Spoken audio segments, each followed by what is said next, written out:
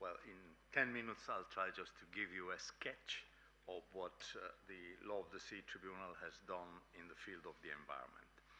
First of all, I would like to recall that the Law of the Sea Tribunal is an institution set up in the framework of the United Nations Convention for the Law of the Sea. And its main task is to settle disputes concerning the interpretation of this convention. We must note that the Law of the Sea Convention provides for compulsory jurisdiction of a number of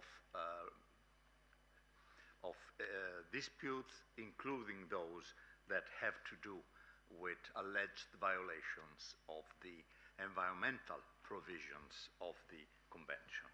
And as you all know, the convention has a detailed set of provisions concerning the protection of environment, Part 12, which includes also very general principles that were made more explicit in declarations, like the Rio Declaration and the Stockholm Declaration, but here they are part of a treaty.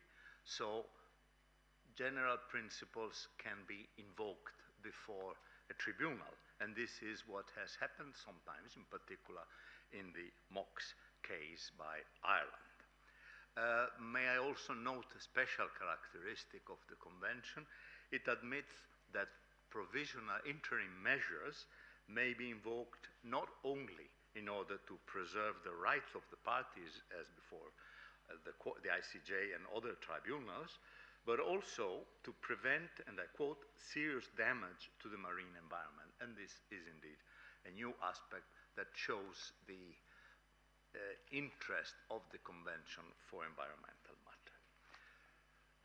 I will now come briefly to what the tribunal has done so far in its relatively short life.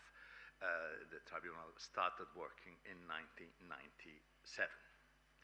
First of all, we can note that the tribunal has made an interesting contribution to the general principles of international environmental law.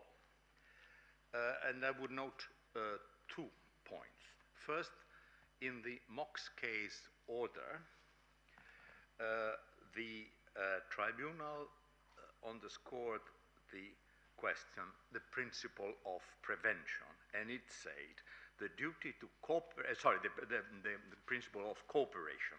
The duty to cooperate is a fundamental principle in the prevention of pollution of the marine environment under Part 12 of the Law of the Sea Convention and under general international law.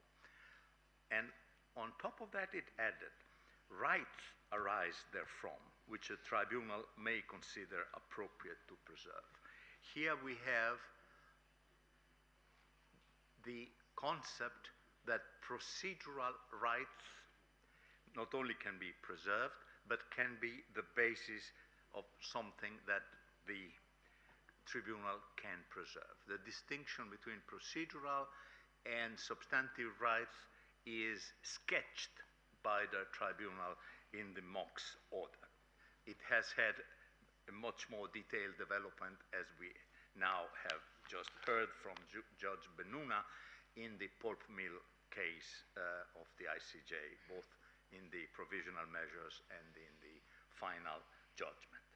The second point I wish to raise is the question of the precautionary principle. I think that in the Southern Bluefin case, a case between Australia on one side, Australia and New Zealand on one side, and Japan on the other side, the Law of the Sea Tribunal, while not affirming the existence as a customary or general rule of the principle, came the nearest to the concept of a precautionary approach. Here we had 2 parties that submitted conflicting evidence, conflicting scientific evidence as far as the situation of the bluefin tuna stock. And the tribunal said as follows: there is scientific uncertainty regarding measures to be taken to conserve the stock of southern bluefin tuna, and there is no agreement among the parties as to whether the conservation measures taken so far have led to the improvement of this stock. And this, of course, is a typical precautionary situation. And then it said, although the tribunal cannot conclusively assess the scientific evidence presented by the parties, it finds that measures should be taken as a matter of urgency to preserve the rights of the parties and to avert further deterioration of the southern bluefin tuna stocks. Maybe it's not the precautionary principle, but it certainly is a precautionary approach to provisional measures. Perhaps we can underscore that provisional measures invoke precaution in any case, so it is built up in the procedure. But still, it has been quoted by commentators as the closest an international judge has come to affirming the precautionary principle. I would be a little more prudent and underscore that the context of interim measures attenuates the weight of that statement.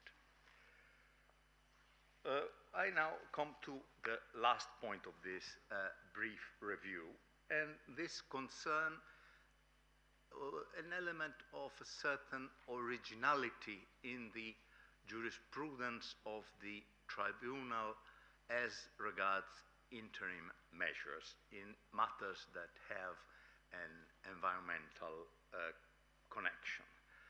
The Law of the Sea Tribunal, especially, I would say, in the land reclamation case between Malaysia and Singapore, but with hints already in previous cases, such as the southern bluefin tuna case I mentioned and the MOX case, has taken a kind of dispute management approach to provisional measures. We perhaps have a slightly more proactive attitude than the ICJ in comparable cases like the pulp mill case interim measure, especially the first interim measure decision. For sake of brevity, I will limit myself to the most evident case, which is the land reclamation case. This was a case in which Malaysia considered that Singapore had violated environmental provisions of the Law of the Sea Convention in conducting land reclamation works that enlarged the Singaporean territory at the expense, among others, of the Strait of Johor that separate Malaysia from Singapore. Here too there was divergence between concerning procedural and substantive obligation. But to come to the dispositif of the operative part of the decision, it is interesting to note that the tribunal adopted as a provisional measure, as an interim measure consisting in directing the parties to set up an independent expert group to study from a technical viewpoint the dispute and to suggest practical solutions. The parties followed such prescription, which is compulsory under the Law of the Sea Convention, set up the group. The group worked for about a year and produced a report, which the parties considered and accepted. not only did they like it, but they adopted it to a binding instrument, and they instructed the arbitration tribunal competent on the merits of the issue under the Law of the Sea Convention to produce an as agreed award which incorporated the report of the experts, which had in turn been the result of the provisional measures dictated by the Law of the Sea Tribunal. I think this is a particularly visible evidence of this dispute management approach to provisional measures. The tribunal helps the parties to agree and avoid going to the merits.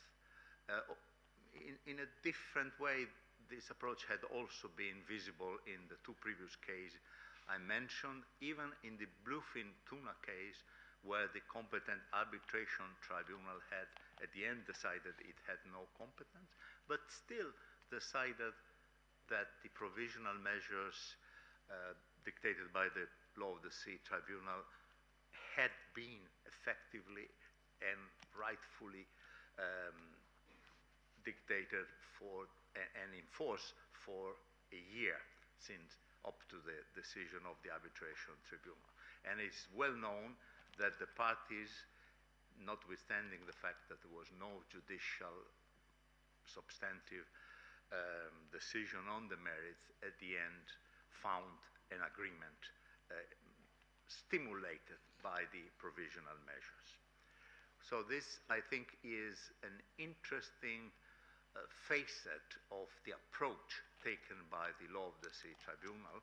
And if I may hint at a difference with the International Court of Justice, perhaps Judge Benuna will confirm, I have the impression that in the pulp mill case, the Argentina tried to, let's say, bring the court along the same path, but the court resisted. So there is a facet of difference between the two tribunals. Thank you very much, Mr. President.